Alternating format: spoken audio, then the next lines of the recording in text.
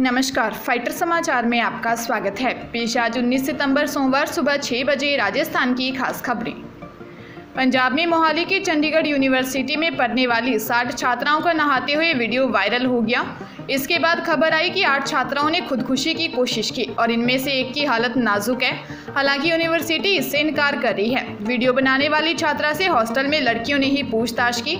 इसका भी एक वीडियो सामने आया। इसमें आरोपी छात्रा का कहना है कि उसने ये वीडियो दबाव में बनाए।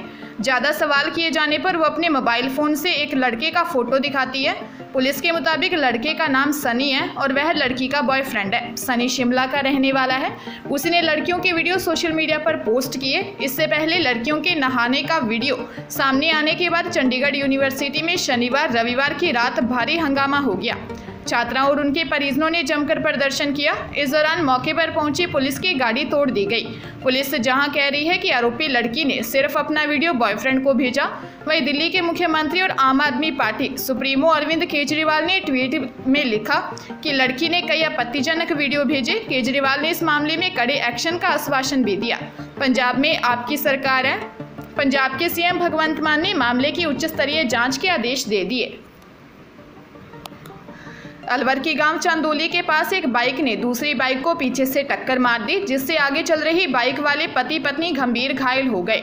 पत्नी ने अस्पताल में दम तोड़ दिया। दोनों की 1 साल पहले शादी हुई थी। महिला के पेट में 6 माह का गर्भ भी था, जो भरतपुर के नगर के छतरेड़ी गांव के रहने वाले हैं। पुलिस ने बताया कि संदीप ने बीएससी करने के बाद निरामणा में एक कंपनी में नौकरी करने लगा था। वह बाइक पर पत्नी के साथ निमराना जा रहा था, लेकिन अलवर के निकट चांदोली के पास पीछे आती बाइक ने उनको टक्कर मार दी। दोनों चलती बाइक से गिर गए। उनको अस्पताल में भर्ती करवाया गया। पत्नी ने अस्पताल में दम तोड़ दिया, जबकि पति संदीप को भी चोटें आई हैं। संदीप के पिता खेती करते हैं। एक छोटा भाई अभी पढ़ता है। संदीप की 1 साल पहले ही शादी की थी। वह कंपनी में नौकरी करने के साथ सरकारी नौकरी की तैयारी में भी लगा था। डूंगरपुर की स्पेशल पोक्सो कोर्ट ने नाबालिग का किडनैप कर रेप के मामले में दोषी को 20 साल के कारावास की सजा सुनाई है। कोर्ट ने दोषी पर 1.5 लाख रुपए का जुर्माना भी लगाया है। पोक्सो कोर्ट के सरकारी वकील योगेश जोशी ने बताया कि 28 अक्टूबर 2020 को सदर थाने में नाबालिग के पिता ने रिपोर्ट दर्ज करवाई थी।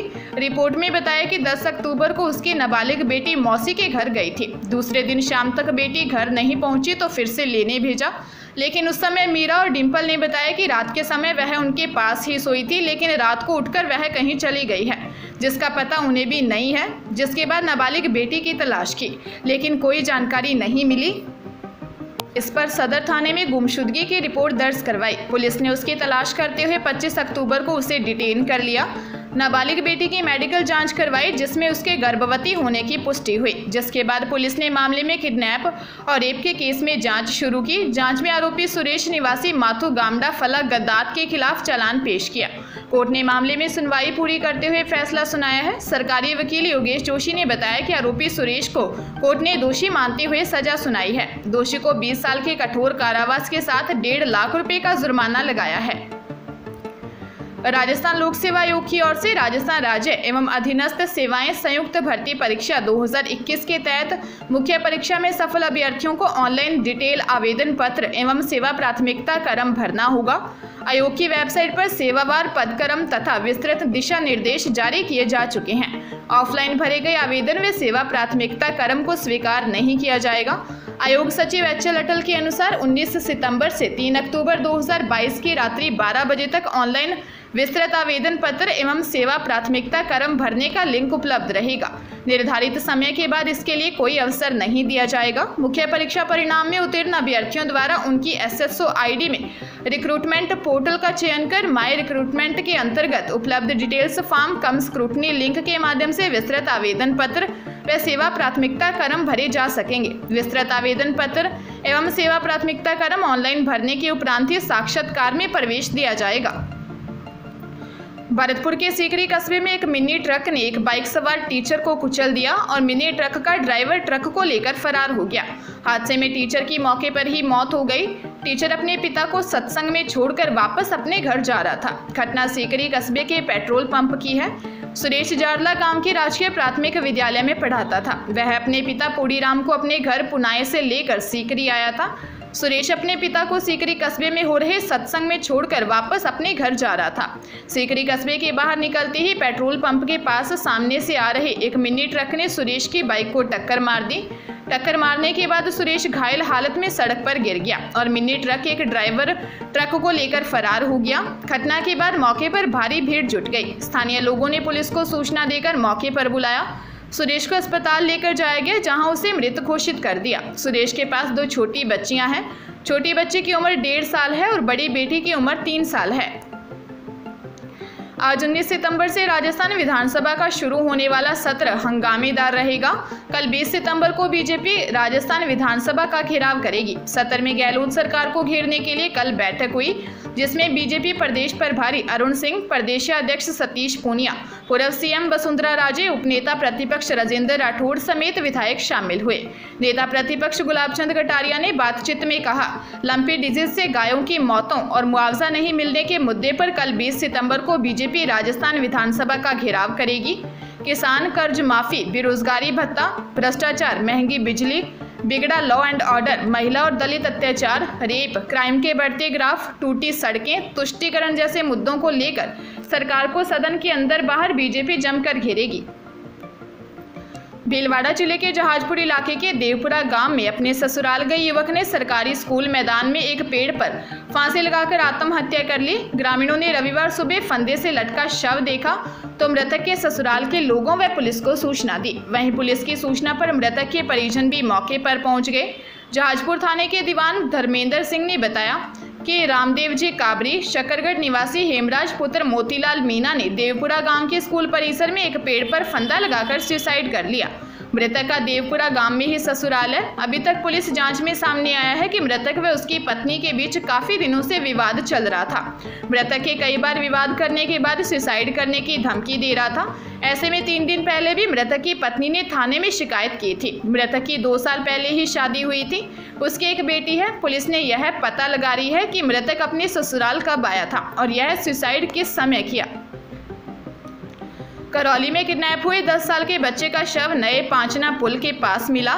बच्चे का शव मिलने के बाद इलाके में सनसनी फैल गई। पुलिस ने किडनैप के करीब 1 घंटे बाद ही मासलपुर चुंगी से बाइक सवार महिला और एक व्यक्ति को हिरासत में लिया था। पूछताछ में आरोपियों ने बच्चे का मर्डर कर शव को पांचना पुलिस के पास पटकने की बात कबूल कर ली। पुलिस ने आरोपियों की निशानदेही पर देर रात को बच्चे का शव बरामद कर लिया और शव को करौली हॉस्पिटल की मोर्चरी में रखवाया गया। घटना को लेकर आक्रोशित लोग रविवार सुबह हॉस्पिटल के बाहर जुटने लगे। किसी भी तरह की घटना को रोकने के लिए अस्पताल के बाहर बड़ी संख्या में पुलिस के जवान तैनात किए गए हैं। हनुमानगढ़ में शराब ठेकेदार और उसके 2 आदमी रात को 2 महिलाओं को बस स्टैंड पर छोड़ने के लिए पहुंचे तो वहां पहले से मौजूद बदमाशों ने जबरन उनको अपनी गाड़ी में डालने का प्रयास किया। ठेकेदार तो किसी तरह छुड़ाकर वहां से भाग गया, लेकिन उसके 2 आदमियों को बदमाश गाड़ी में डालकर ले गए। इसके बाद फोन कर 5 लाख रुपए की मांग की। पैसे नहीं देने पर रेप केस में फंसाने की धमकी देने लगे। पीड़ित की शिकायत पर पुलिस ने 5 महिलाओं सहित 8 लोगों को गिरफ्तार कर लिया है। मामला हनुमानगढ़ जिले के भादरा थाना इलाके का है। एसपी डॉक्टर अजय सिंह ने बताया कि 17 सितंबर को भादरा थाने रोहताश कुमार पुत्र धन्नाराम जाट निवासी घोटड़ा खालसा मामला दर्ज करवाया।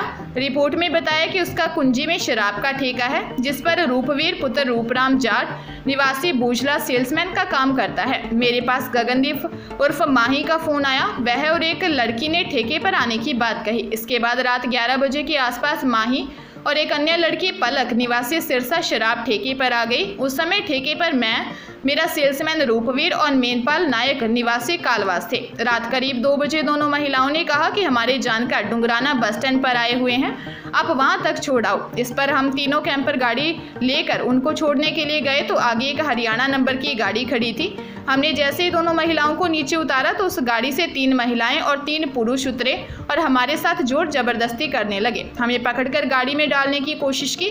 मैं छुड़ाकर भाग गया, लेकिन रूपवीर व मेनपाल को गाड़ी में डालकर अपने साथ ले गए। दोनों को बंधक बना रखा है। सचिवालय में ग्रामीण विभाग के ऑफिस में आग लग गई। आग से कमरे में रखी फाइलें जल गई। जो फाइलें जली वे गैजेटेड ऑफिसर के प्रमोशन से रिलेटेड थी। आग जयपुर में सचिवालय के ग्रामीण विभाग के रूम नंबर 2219 में लगी। पुलिस को पूरा घटनाक्रम संदिग्ध लग रहा है। जानकारी के अनुसार आग 3 अलमारियों में लगी है। आग ने कार्यालय के अंदर अलग अलग जगहों पर रखी फाइलों को भी चपेट में लिया है। कमरे में धुआं उठता देखकर गार्ड ने सूचना कंट्रोल रूम को दी। सूचना पर पहुंची एक दमकल ने 1 घंटे की मशक्कत के बाद आग पर काबू पा लिया। आग से फाइलें जलकर खाक हो गई।